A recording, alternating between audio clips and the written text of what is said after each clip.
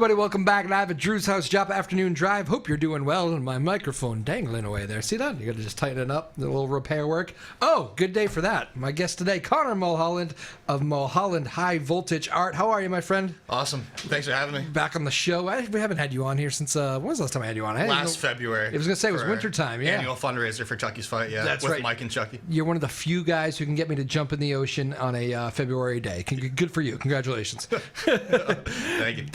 That was a fun day with Chucky. They're doing that for, he does that every single day for... At least once a day, yeah. Yeah, twice a day, I think, right? Doesn't he do it morning and night? Yeah, twice a day. That's incredible. Man, that guy was something. But Inspiring. you do that a lot with them too, right? Yeah.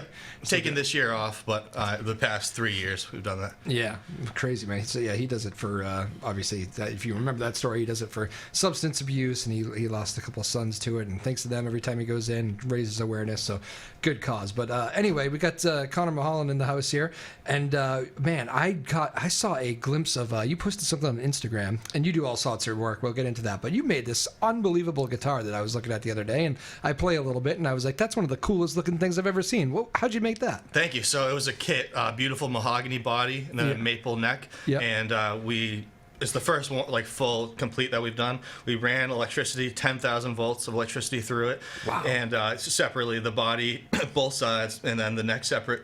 And then we filled it with several colors of blue, tones of blue, epoxy, and then silver accents matching the neck to the body.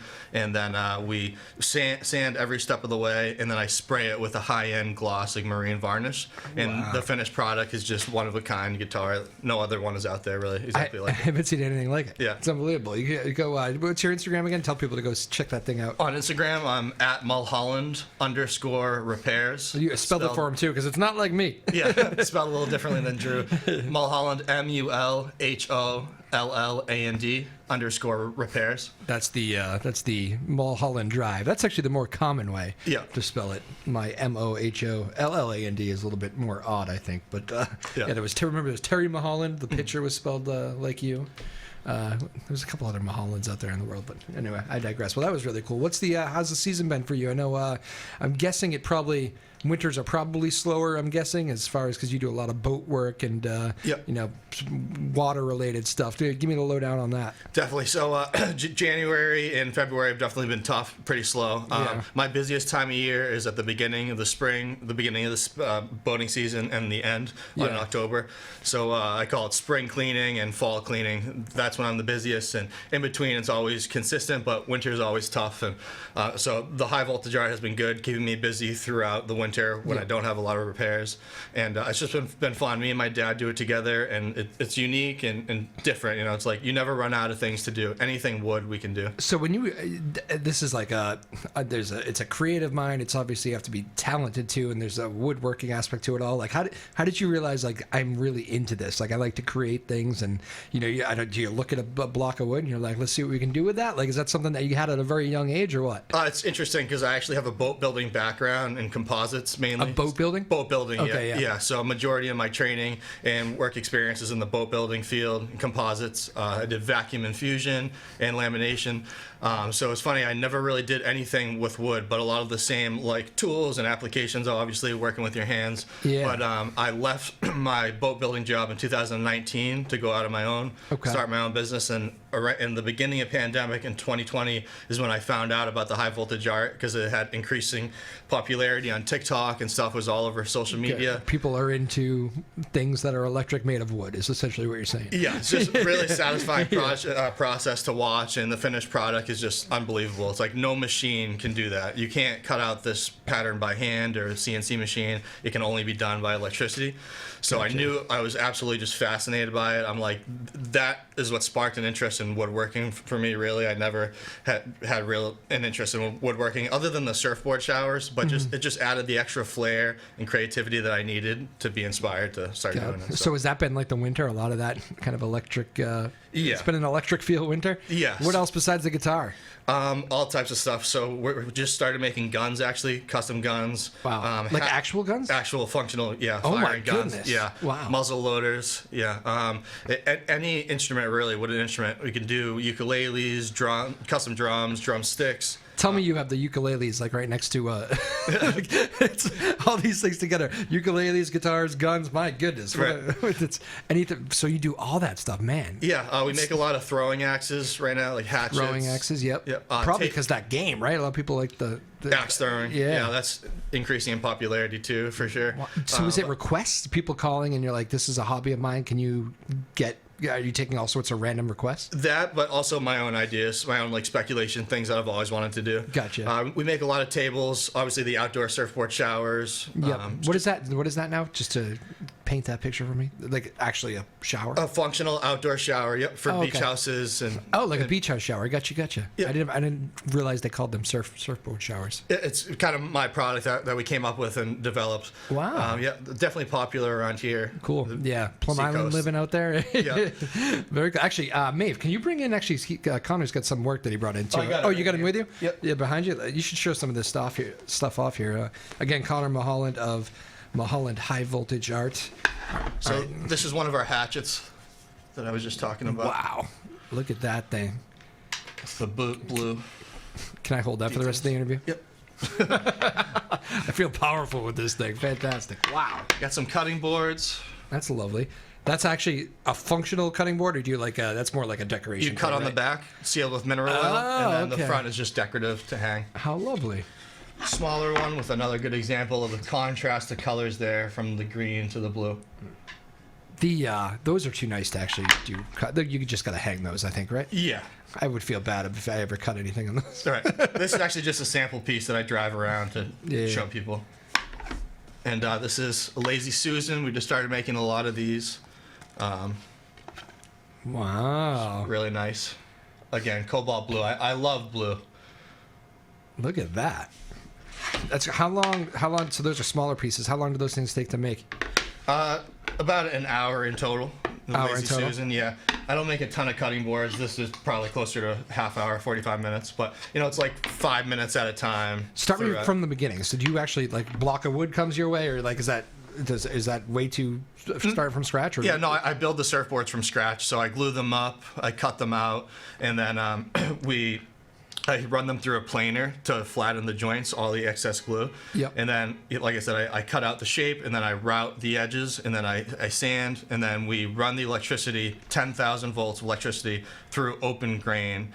So, like these bamboo Lazy Susans, for example, I buy them, and they have a finish on them, so I have to sand the existing finish off, so the baking soda solution can successfully penetrate the grain, and that acts as the conductor, so the electricity can find its path, at least resistance through. Wow. So once the whole piece is fractured, like we strategically, it's an art form, so you can. Hold that one more time just so the camera. I just want to make sure they see as you're talking about it. It is an art form, so you can control and dictate where these fractals will go. For example, like I wanted this to just be linear, one end to another, so I only saturated this strip out with the baking soda.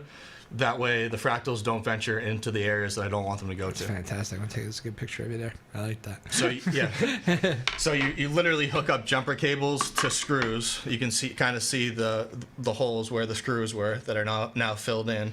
But so there was 4 screws in total, and you strategically turn on the machine how you want the sections to meet. And once it's all done, safely shut the machine off. I bring it outside, and I hose it down with a hard bristle brush to get all that char, all that debris out of there, to have proper adhesion with the epoxy. But it has to sit, dry out overnight, 24 hours. I come in the next day, I mix up my epoxy, I choose the color. I can also make custom colors. I take my squeegee and I Wow. pull it flush, Yeah. actually proud. And then the next day, again, I come in and I sand that residual proud epoxy off of the surface, leaving the intricate detail of the fingers, the fractals. That must be like the most rewarding feeling at the very end when that thing. The completes- varnishing stages, yeah, for sure. When it comes out exactly like you're thinking. This is too. the most rewarding part. When I take my brand, I put my name on the back. That's awesome. Every single piece gets that. Yeah. I bet that is pretty rewarding. Well, that's cool, man. Very talented. My goodness. How long does this one take to make? How long does my my hatchet take to make? Again, like all the smalls, right around an hour Yeah. and 15 minutes when you add in the time of the several coats, applications of poly. Like again, I have the wet sanded between the poly coats. I have the. I feel very powerful with this in my hand. I spray a lot of the larger pieces, but the smaller pieces I'll just do by brush. All the details, even in the handle too. They're just, man, it's great. Well, nice work, man. Appreciate Good job. These are, I'm guessing these are very popular. Yeah, growing in popularity. What's the, do you find, is there like what kind of person like comes to you for these? Is it people that just see it like me and catch their eye and they're like, I'm interested? Or are there people that like are genuinely like into this, like they'll collect and collect and collect all this stuff? A little bit of both. Yeah. Not a ton of people know about it, so more so like they see I spark an interest and then they see it, and then they reach out with an idea. Like they bring me their own products, the table, guitar, for example. Like I said, we sand it down and then add the artwork to it. So it's cool that it's a service and providing a service and a product. Yeah, no doubt. And it's high, so they call it high voltage art. Yep. That's fantastic. I love that. How's the? We're moving towards spring. You can feel it out there, can't you? Yeah. So does this? Are you getting orders already for like whether it be surfboards or water stuff, basically summertime water stuff? Yeah, starting to get some bites, some interest for inquiries for surfboard showers. It usually takes about April. Is that May where to you're start focusing selling your those. business these days? Is that kind of like the you start there and In the summer, but in the winter, that's why I've been lucky enough to venture into different unique things that I come up with. Like I said, anything wood you can do. So I remember you making like if you made something cool. When I first met you, you had something else that it wasn't a surfboard shower. It was something else with the water. I remember, and I was like the first time I met you, I was like, that's really cool. He just makes all that stuff himself. Yeah. But I forget what it was. Paddles, I make custom canoe paddles. Canoe paddles, yep. Yep. Oh yeah, I remember that. That's good. Yeah, I imagine those get busy this time of year. They do, yeah. In the summer, yeah. What's the? So this is a good winter. So this is like sometimes you go to sleep, you wake up, and kind of have to obviously have to follow up on this project and do the next chapter of it. I imagine it's time consuming too. Like if you don't do that next part, whether it be the sanding or the whatever, all epoxy Could set you a day behind. So, easily, like do you, and it's probably not something like I'll get to it in a few days, right? There's like a reason why you do it. You sleep on it and get up the next morning and do it. Right, yeah. It's like a well-oiled machine. I do like several pieces of each step at the same time. Same thing for my repairs. No kidding. I usually have several repairs going. I do, the prep work, the glass work, the body work, and then the finished paint, gel coat work, all on 3 boats each step of the way. What's the weirdest request you've ever got? Weirdest request I've ever got. Jeez. Can you make me a? I know. I need to think about that. I know it's out there. I just can't think of it right now. Yeah. All right. Well, when it hits you, you can just interrupt me and let me know, because that's. I can imagine people are thinking any hobby they have. Can you make me something that's? Right. And this just looks too cool. Look at that. This guy had my friend Megan paint the Situate Lighthouse. I thought that was pretty random. Situate Lighthouse on his surfboard, custom surfboard shower, 6 feet, giant portrait of the Situate Lighthouse. Wow. Just because he lived there. So he just likes to see the lighthouse every morning. Yeah. While he's showering. That's pretty good. That's a good one. I like that. Yeah. So would you, do you do, so like when you do that, are you able to you do that artwork too? Nobody has to. My friend Megan Walsh does. She'll Shout help out to you. her. Okay. Yeah, she's super talented. So Cool. the customer will come up with the idea, or I will come up with an idea for a speculation board, and then she brings it to life, to fruition. Gotcha. So she's a Fine artist. Does she pretty much do all that stuff for you, or is she like your go-to person, or just for She's my go-to person, but I've done collaborations with other artists in the past. Nice. My friends, yeah.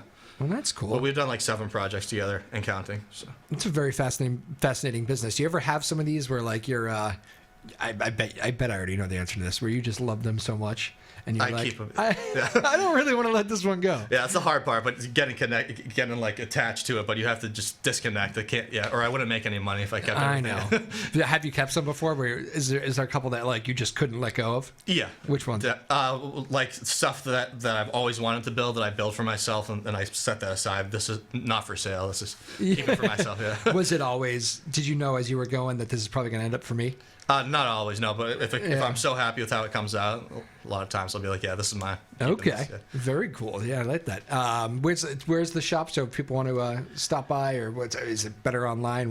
How do you prefer to get the business? Yeah, so I just opened a new showroom in Haverhill, Mass. Nice. Back in December. So I'm at 71 Summer Street in Haverhill, and it's an appointment-only showroom. But you can reach out to me on my Instagram or my email, mulhollandsurfboards@gmail.com, to schedule an appointment to check out the showroom and the work. Cool. I was just away with some of your, I think, old Haverhill friends there. They were down in Key West seeing some musicians that we mutually know. Yeah. They're so jealous of that. good guys down there. It got to see some good music. So I know we have similar music tastes. We're always bouncing around here. What's what has been, besides all this, what's been the best part about the winter so far? You finding any new hobbies, or it's probably hard to find a hobby with you when you got all this stuff going on. Right. Anything good? Not really. Still going to a decent amount of live music. Nice. Surfing when I can. In the winter, surfing. I remember we talked about this. Yeah, I surf. I surf more than I snowboard now in the winter, just because it's so expensive. Surfing's free. It is. We were just talking about that the other day. It's like the price of a lift ticket. My God. Right. Like, I haven't skied in a while because I don't know why. I guess I don't have like the love for it like I used to. Right. I don't know. I would do it. I like the idea of skiing more. I kind of like the lodge idea, and you acoustic guitar player in the lodge, and maybe a couple runs, and I'm good.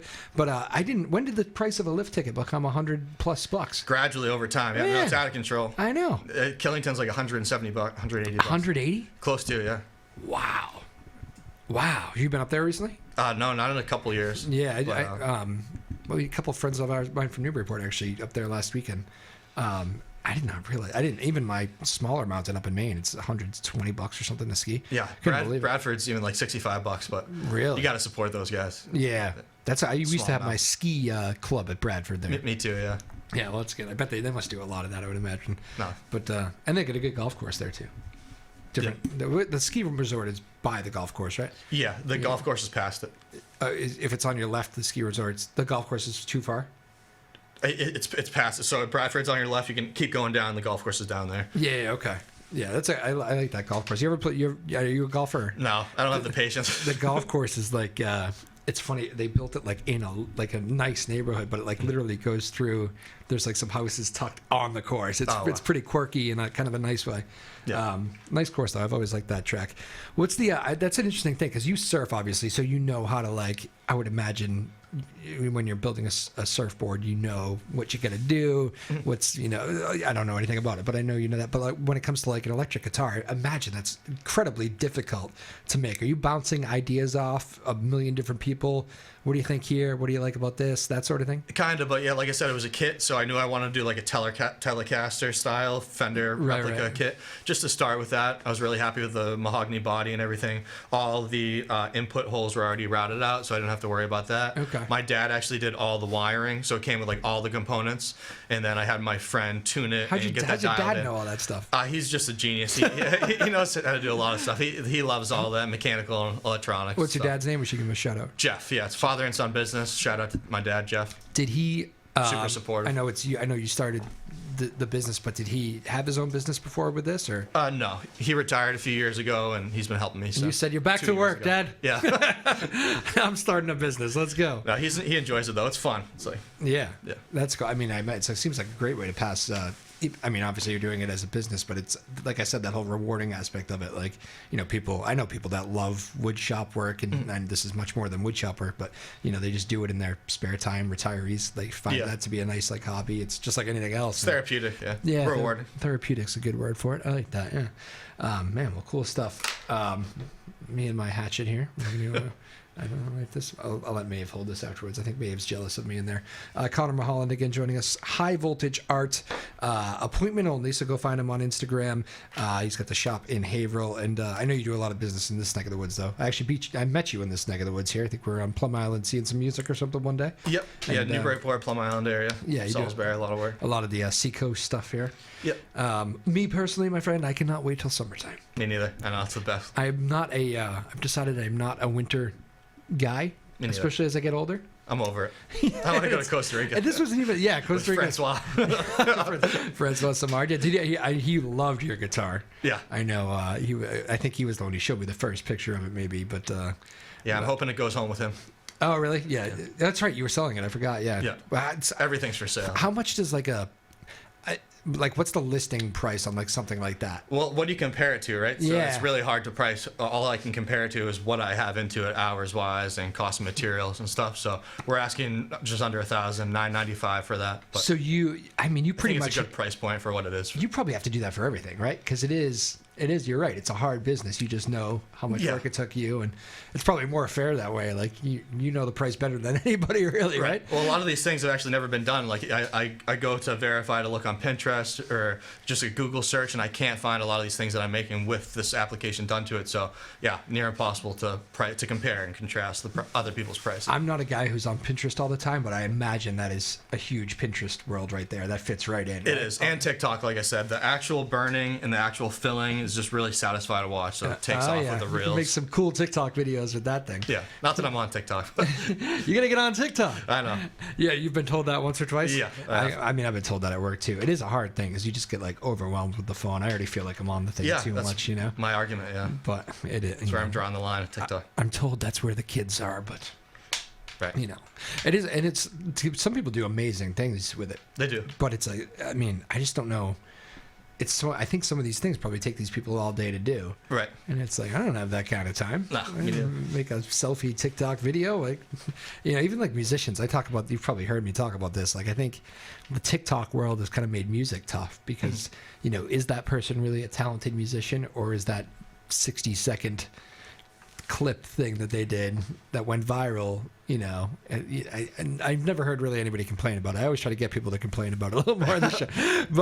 But you know, it's like, you can be kind of fooled by, you know, what's real and what's not out there because the TikTok world is so, especially with the AI and everything. Oh my it's God, a whole other problem. Yeah. It really is. But I don't know. I am there. I would say I'm more comfortable with the Instagram. Me too. Feels like and feels like everybody's kind of there. Right. You know, I remember everybody told me Twitter was going to take over the world back in the day, which I don't know, maybe it did in some ways, but it doesn't seem like the young people really care about what is now X, you know? Right. I don't know. Maybe they do. But the high schoolers I have come in here always say, yeah, we're not there. We're on Instagram. So yeah, if they're on Instagram and we're on Instagram, there you go. Favorite thing coming up for the summer? You got any like orders or projects that are on your docket right now that maybe even you're going to go home to and work on? Yeah, I want to just keep doing instruments, more guitars. I want to do some acoustic guitars. I'm a drummer, so I want to do like a full drum set. Oh, wow. Custom drum sticks. And I'm just eagerly waiting for the repair season to start. So the end of March, the floodgates will open. I'll just be busy with kayak, canoe, and paddleboard repairs. Oh, because I didn't even think of that. That's a massive part of your business is people coming in with issues, right? Right. That's my bread and butter. Yeah, I do about 75 repairs a year. Well, is that right? Things, wow. Yeah. Does it go all the way to like motorboats or not so much? Yeah, I used to build motorboats, skiffs, and center consoles. So those are like few and far in between. I pretty much only repair my friends' motorboats, just because I'm in such high demand with the kayak and canoe paddleboard niche that I've created for myself. So I have 3 main accounts: Newbury Canoe and Kayak here in town. I have Lincoln Canoe and Kayak, and then Paddle Boston, Charles River Canoe and Kayak in Boston. Yeah. So kind of coming from all directions, and people are now coming from out of state, like all across New England, because no one else is really doing it. Damn, so you're about to get really busy. Yeah, it's just evolved over the years. And you're like the guy you need to. Everybody knows that feeling too. You go like, you know, you take a few days off or you're doing whatever, and you have an issue. It's like you need you more than ever. Right. You need a guy. Yeah, we all need a guy.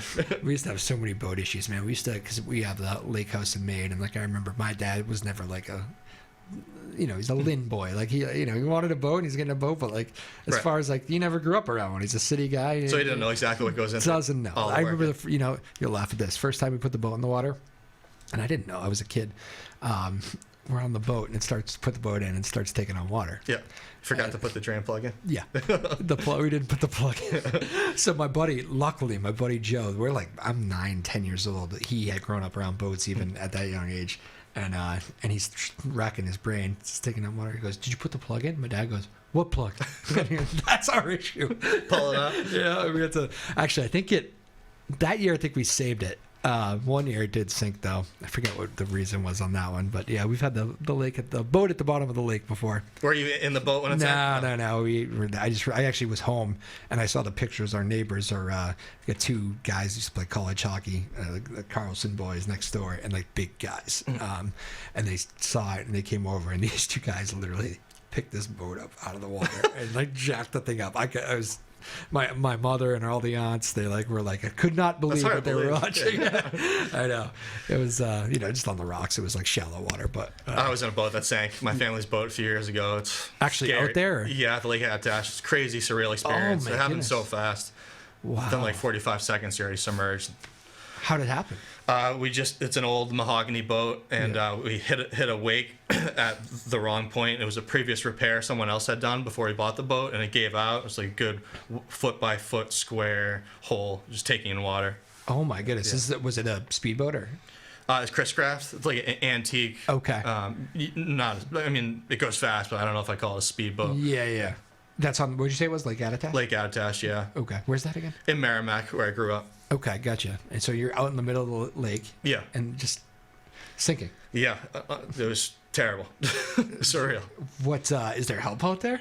Yeah, so luckily a family was out there on a pontoon boat, and they realized what was happening. We waved them over. They came over and pulled us aboard, and we called Towboat USA. Yeah. And they're incredible. Those guys are like the best at what they do. And they weren't able to come out that same day because they were behind, but they came out the following day and salvaged it, pulled it out. But did it go all the way to the bottom? Oh, yeah. Oh, my goodness. Yeah, it's been sitting in the backyard, rotting away ever since. Very sad, yeah.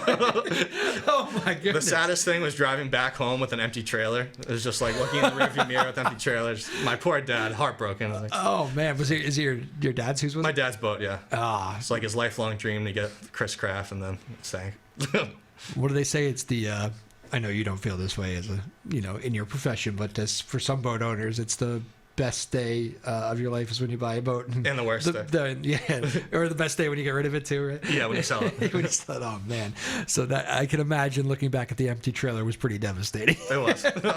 Oh, poor dad. That's not fun. No. Everybody was okay though. That's the important thing. Right? Yeah. You just have life jackets out there? Do you have to float around for a while, or is it not quite there? We had life jackets, but think about it. Everything rises up. So all our belongings on board just sitting there in the water, like an 18-foot diameter. And then you got to get out of the water because all the gasoline and stuff is going to rise. You don't want to be in the water, get all that stuff on your skin. So yeah. It's funny. I had the head of the Coast Guard in here one day, and he was like telling me it was early in the season, like maybe a month in, into warm weather, and so you're looking, picture April. Yep. And the boats go in May 15th. May 15th. Okay. Yep. May. Okay. So more like May. So I think I had him in at the end of May then maybe. And he was already telling me about all the incidents they've had, like every single day. Like I couldn't believe the stories. It got worse with COVID. Yeah. Yeah. Why? Just people. More unexperienced people out there. Yeah, they all have the same idea. They want to get into boating. Yeah. And parents, I feel like, just frivolously giving their kids the keys and. Yeah, I guess. Man, it is crazy to think about. You're probably right. Like, how many people do you think said during COVID, trapped in their house, like, you know what I'm going to do? Be an outdoorsman. I'm going to get a boat. I'm going to be outside all summer. Everyone, yeah. My business definitely picked up throughout that. Everyone get on the water. Wow. But I couldn't believe it every day. He's like, I'm making rescues. This boat's sinking. Alcohol is a big factor too. Drinking and boating do not mix. Yes. That is a good advice. Maybe that's good advice to end on today. What were you gonna say? No, I was gonna say, but yeah, everyone drinks while they boat still. So yeah, I know you do see so much of it. Be careful out there, everybody. Yeah. All right? They and it's funny. The Coast Guard guys that all come in here, they're like we're kind of the bad guys. People see us coming and they get worried. It's like we don't want to cause trouble. Right. Like we don't want to ruin your day. It's just be safe. You guys being idiots out here. I don't see any life jackets. Like, imagine if that happened to you and you're sinking in a boat and you're drunk and you're no life jackets. Like, no one's there to help. It's not a good situation. No. Be responsible out there, people. Show your work one more time before we say goodbye to these people. Look at that. Mulholland, there we go. Spelled that way. Yep. Come to me for the last one. There's the big hatch. There you go. I'll give it back to you. Awesome. Thank you, brother. That's awesome stuff, man. Connor Mulholland, go find him. Mulholland High Voltage Art. And, if he has room for you, come the warm weather, he'll fix your whatever's broken. Yeah, absolutely. Good. Won't we give your handles one more time? Mulholland Repairs, MULHOLLAND_repairs. And you can find me on Facebook as well under that. If you want to go make an appointment, go do that. And if you want to just go kind of look at the work, it's a really cool Instagram page. I told you, it's what got my attention the other day. And I said, good to have you back on. Connor Mulholland, man, always a pleasure. Enjoyed it very much. Thank See you next time. Thank you to May Power directing the show. And this place is, I know, very quiet today because everybody else is working. We got a bunch of projects going on. So thank you, Maeve, Sarah Hayden, the boss, Maya Gassman, Ryan Rothberg, our small but mighty team here in Newburyport. We appreciate you. We'll see you next time live at Drew's house. Peace.